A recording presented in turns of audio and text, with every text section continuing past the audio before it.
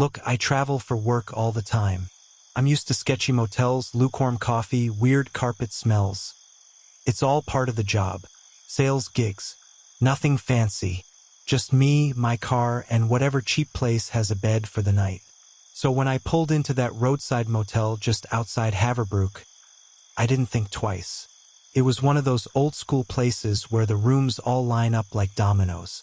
A faded neon sign buzzed overhead. Just said, Haven Rest. No website, no reviews. Just a sign, a bell, and a grumpy old guy behind the front desk. It was late, just past midnight, and I was beat. He didn't ask for much, just my name and card. Handed me a keychain. One of those chunky plastic ones with the gold number printed on it. Room 9. I parked, carried my stuff in, and passed out almost immediately. The room was basic. One bed, small TV, desk, yellow walls. Nothing creepy. Kind of cozy in a quiet way. The curtains were thin, and the light from the parking lot outside bled through, casting these soft lines on the floor. I remember thinking, not bad for $50. First night, around 2 a.m., I woke up out of nowhere. No sound, no reason. I just opened my eyes like something tugged me awake. That's when I saw it. A shadow, long and slow, sliding behind the curtains. From left to right, my heart jumped. I stayed completely still, eyes locked on the window. But I didn't hear footsteps. Nothing tapped on the glass. I grabbed my phone. 2:03 a.m. I waited, and nothing happened.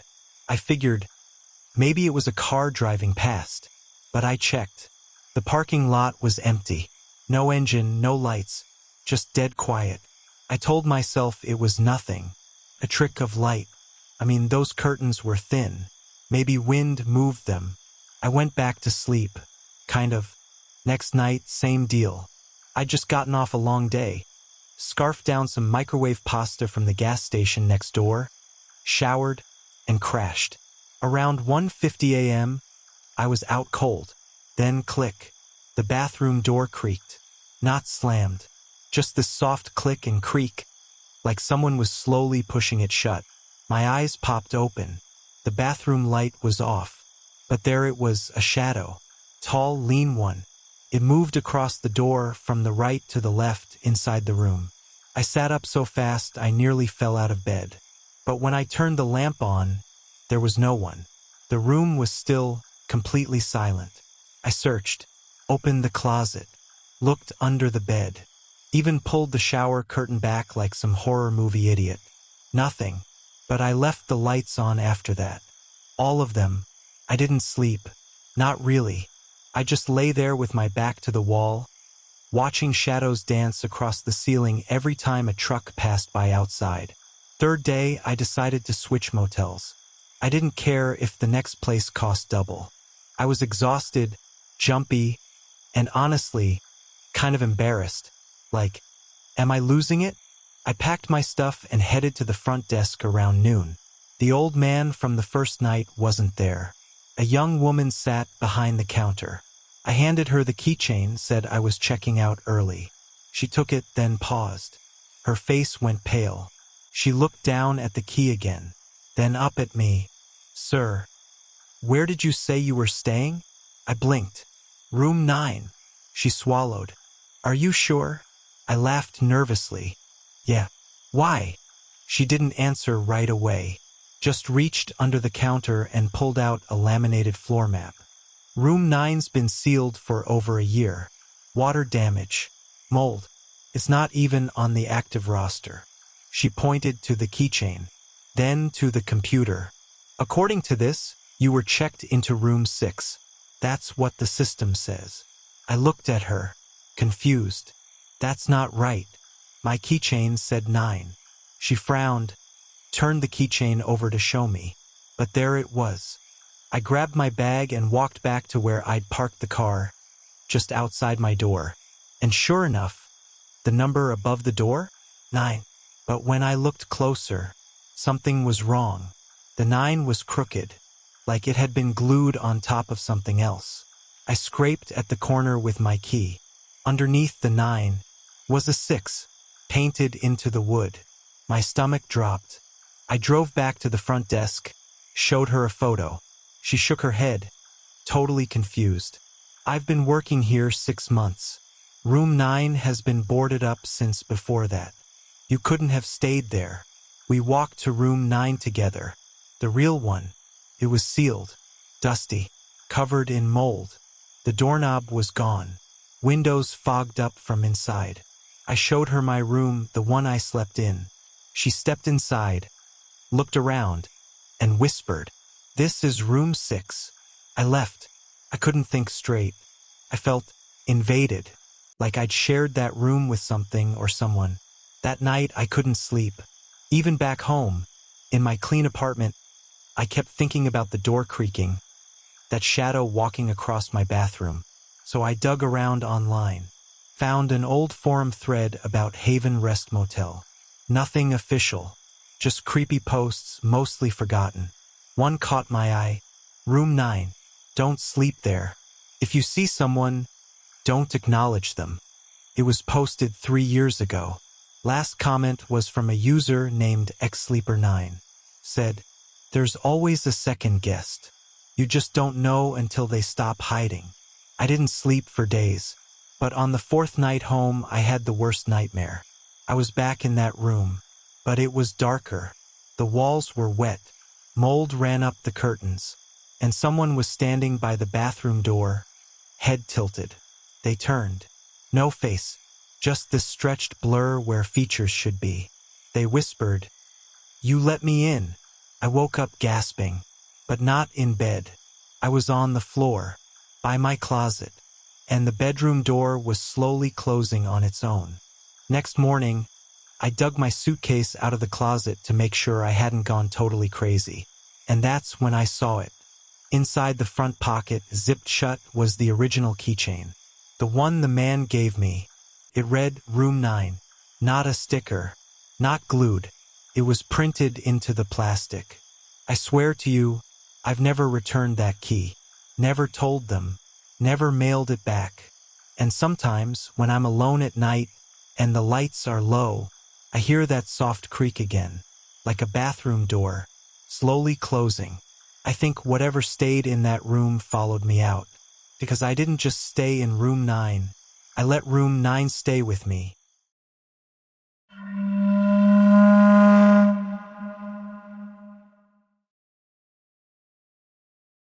Let me tell you about the strangest thing that ever happened to me. This was about 7 months ago. I was burnt out between jobs mid-breakup. Yeah, rough times. I had an interview lined up in a small city a few hours from where I lived. Couldn't afford a fancy hotel, so I booked the cheapest place off the freeway. $42 a night, the East Bend Lodge. Just one of those grimy motels where the vending machines are half empty, and the ice bucket smells like old gum. Whatever, right? I just needed a place to crash. The lady at the front desk was polite but twitchy, like too eager to give me the key and even more eager to send me on my way. Room 11. She circled it on a paper map. Said nothing else. My room was at the far end of the corridor, on the 2nd floor. Old carpet. Dim yellow lights. The hallway smelled like dust and microwave spaghetti. But what caught my attention right away was room 12, right next to mine. It was locked. No sounds. But the light inside, it was on, like fully bright, fluorescent. And I swear, every time I passed that door, I felt something still, like the air was waiting. First night was okay, a little noisy, but at around 2 a.m., I started hearing this sound. It wasn't coming from inside my room, but just outside, like a whisper, not words, more like someone breathing just loud enough to hear. I muted the TV, kept going. I pressed my ear against the wall between me and room 12. Nothing. Then I crouched down near the door. That's when I saw it. Something moved. A shadow. It slid under the crack of room 12's door. Not a foot. Not a shoe. A shadow. Like smoke. Black. Formless. Smooth. It crept out under the door and disappeared halfway across the hallway. I yanked my door shut and deadbolted fast. My heart was thudding like crazy. I tried to sleep but couldn't stop glancing at the door. I didn't hear footsteps. I didn't hear a door open. That shadow just came out on its own. Next morning, I walked down to the lobby. That same front desk lady was working. I asked, real casual, "Hey, just wondering who's in room 12. They seemed active last night." She went dead silent, then gave this nervous little laugh and said, "We don't rent that room anymore." I stared. "But the light's on." She nodded once, didn't say anything else. That whole day, something was off. I went to the interview, came back, had dinner at a gas station subway. I avoided looking at room 12 on my way back in. But of course, that night, couldn't help it. At 2:45 a.m., I turned off the lights and sat on the bed, staring at the peephole. The hallway was quiet, but around 3:10 I heard it. That same breathy sound. Closer this time, right outside my door. Then creak. Not my door. Room 12's. Just for a second. Then closed again. 3:12 a.m. I remember it exactly. Something made me get up. Like instinct. I walked to my door and put my eye to the peephole. The hallway was dim, but room 12 was right there. I waited. Suddenly, something moved inside. Not outside. Inside room 12. I leaned closer, and for a moment, I swear I saw a figure standing inside. Just the outline of someone. Pale. Still. Then it vanished. The light flickered. I blinked, backed away. Next morning, I did the stupidest thing ever. I went up to room 12, leaned in, and peeked through its peephole. It was dark inside, like pitch black. But the second I blinked, there was an eye staring back. I jumped back so fast I nearly fell over. There was no sound, no movement. I waited, but nothing happened. That was my last day there. I checked out fast, heart pounding. As I left, I turned around and looked up at the second floor. Room 12's light was still on. I couldn't help myself. I asked a cleaning lady outside, "Hey, is room 12 used for storage or something?" She stopped what she was doing and said, "Dead serious. They locked that room for good. Nobody goes in. Nobody comes out." Then she added, "But that light? It's never turned off. We've tried. Fuse won't cut it. Bulbs don't die. It just stays on." I got in my car and didn't look back. You'd think it ended there. But no. After that motel, weird stuff started happening at home. Small things at first. My hallway light flickering every night at the exact same time, 3:12 a.m. I live in a small one-bedroom apartment. No room 12. But now, every night, like clockwork, my front door creaks open. Just a little. Just enough. No draft. No faulty lock. Just the same sound. And I swear, sometimes I see a shape just outside the door. Never clear. Just there. I tried taping the door shut. I even slept with the lights on for a week. Still happened. 3:12 a.m. Every single night. One night I had enough. I stayed up with my phone recording. Lights off. Door deadbolt. Sat facing the door with a flashlight. Nothing happened at 3:10 or 3:11. But right at 3:12 my flashlight flickered. The doorknob twitched and then slowly turned. The bolt held, but I heard it creak. And right then I saw it. Something slid under the door. That same shadow, just like at the motel. It drifted across the floor. I backed up, flashlight shaking. It moved toward the bathroom. I swung open the lights. Gone. Just silence. But when I checked the video recording, the footage was completely black from 3:12 to 3:13.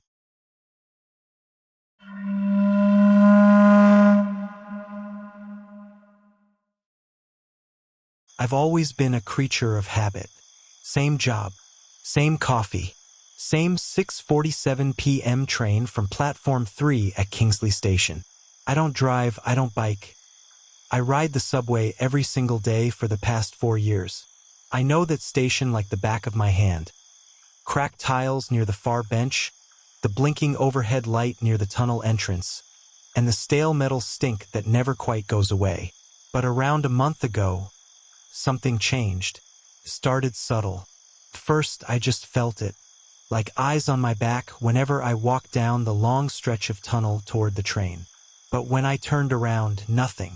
No one. The first time I saw the shadow, I brushed it off. Thought it was mine, misaligned from a weird light angle. But it was wrong. It didn't move when I did. The worst part? It walked in the opposite direction of the light. Against it.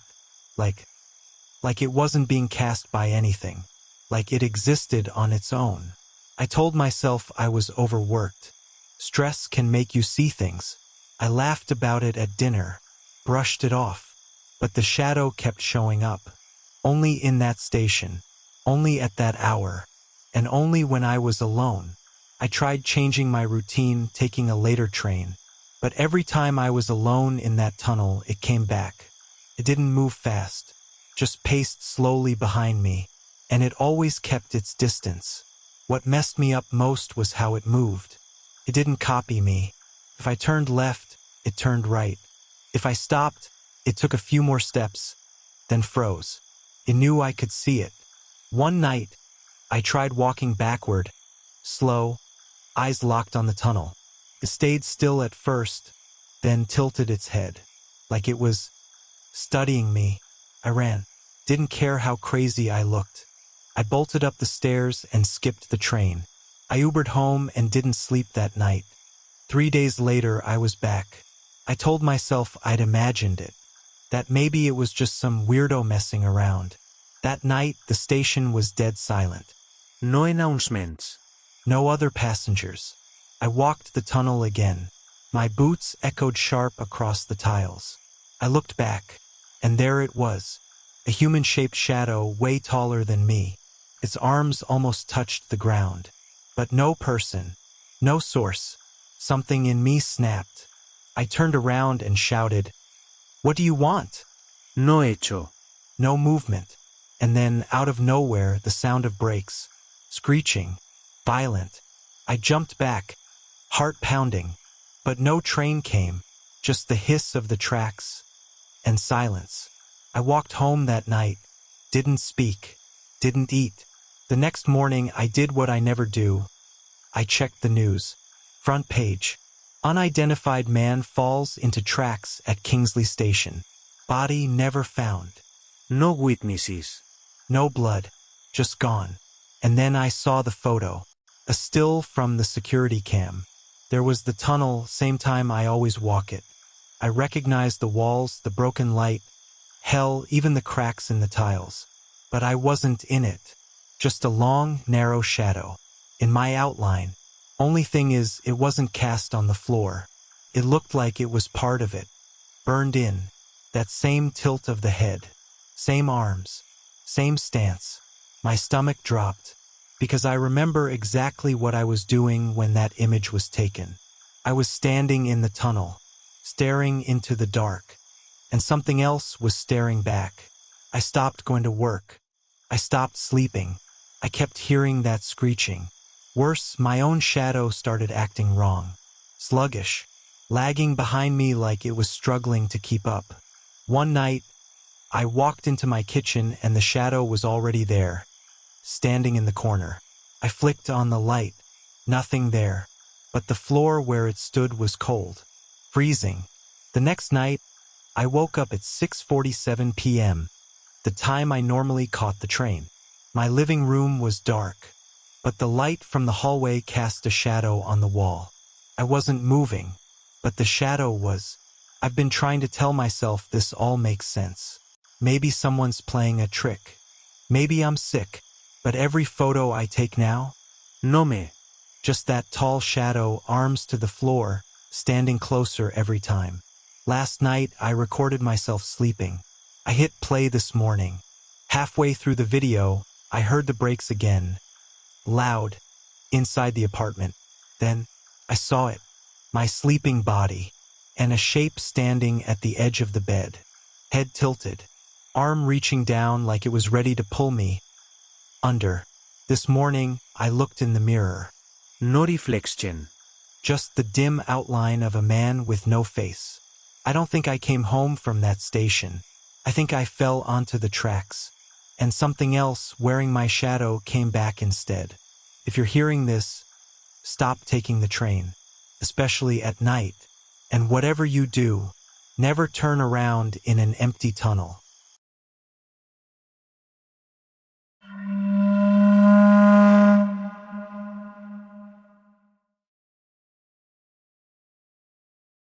I don't know how to explain this without sounding crazy, but I swear on everything.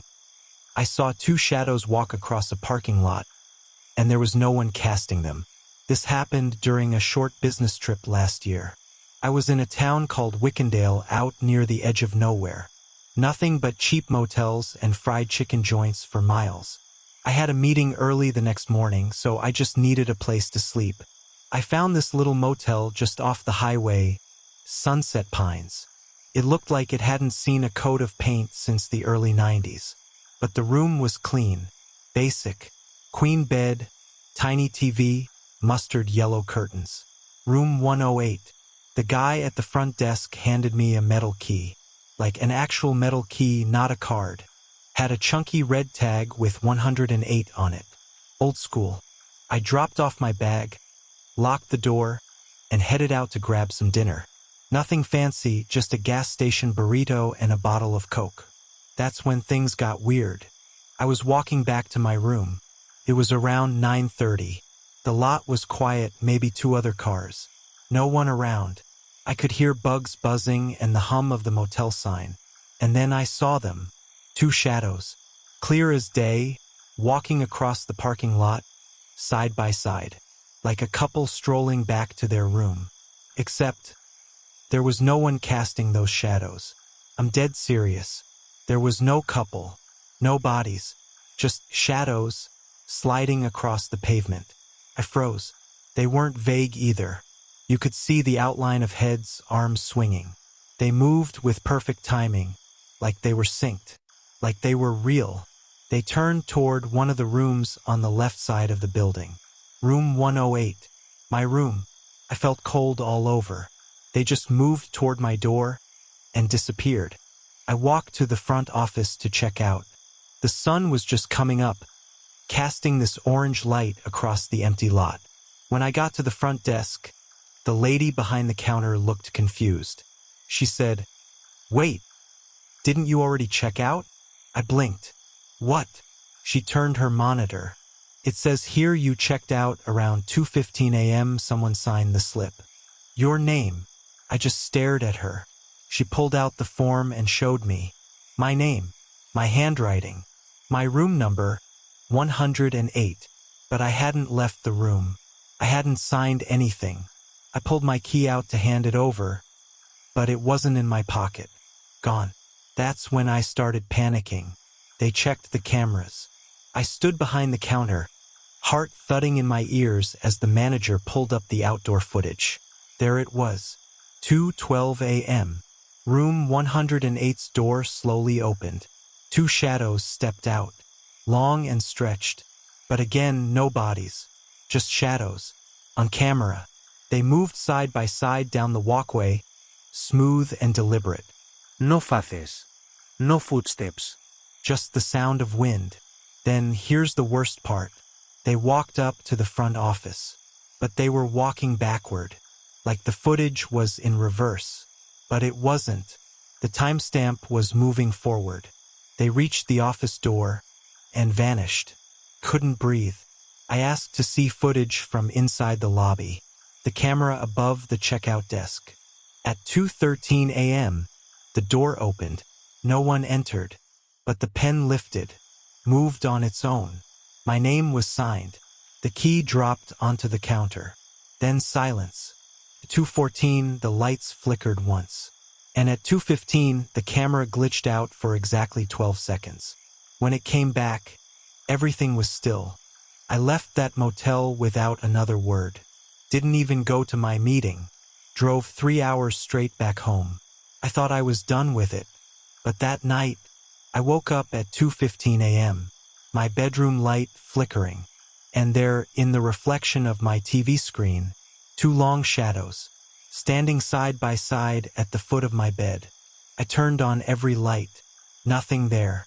But the next day, I found a piece of motel stationery in my apartment. It said, Room 108 checked out, in my handwriting.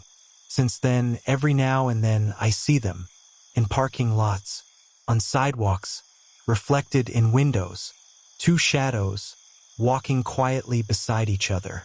No one around. They don't rush. They just watch, like they're waiting.